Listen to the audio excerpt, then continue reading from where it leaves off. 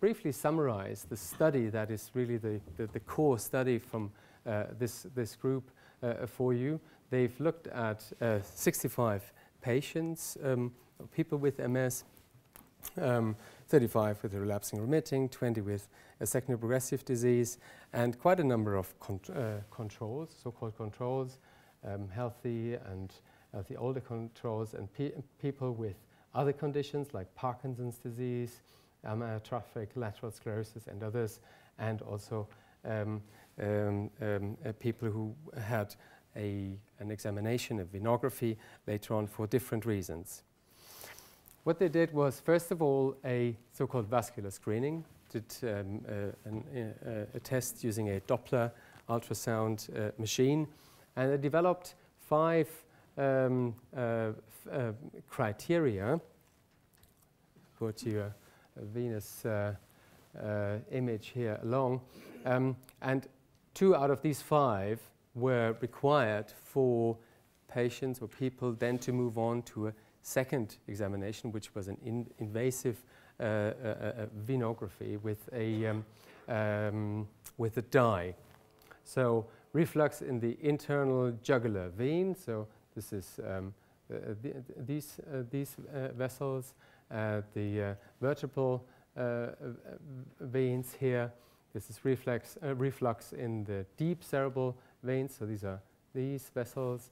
Then internal jugular venous stenosis. That's quite interesting because this is a normal tree, and you can already see quite a variation in the caliber here. No detectable flow in one of these vessels, and then what they call the reverted postural control. So people were in a lying position and sitting up position, and that was reverted. Stenosis is a what do you call it? A narrowing, yes, sorry. Yes, stenosis is a narrowing, and reflux is when the blood would flow not sort of in the direction it's meant to, but that it flows vice versa. And what they found was very interesting, which was that these are these 5 criteria, and quite a number of them were actually pathologic, or they were abnormal, whereas in their control population, 235, there were virtually none of these changes evident. So what they did, as all the 65 people with MS were positive in at least 2 of these criteria, they went on to have a venography, and 48 non-neurological patients were served as a control. And what they then described from their findings were 4 different patterns of altered venous flows.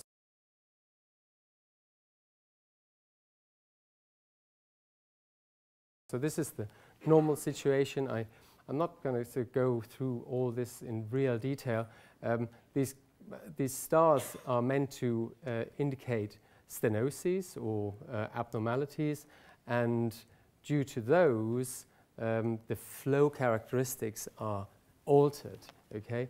And so there's various patterns, A, B, and then there's particularly this one I want to point out, D, which is the blood flow from the spinal cord back to the heart, which is impaired, and therefore there's this suggested of congestion that means the blood flow is actually up towards upwards towards the head or the brain, whereas it should normally be in the other direction.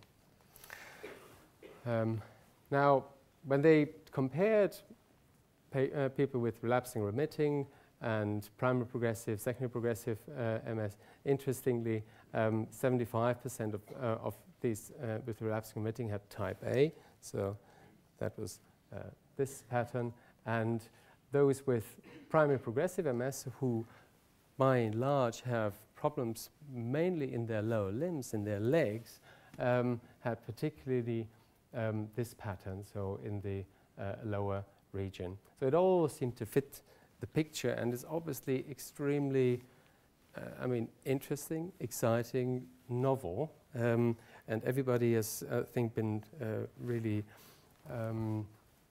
yes, surprised, taken by surprise by these data.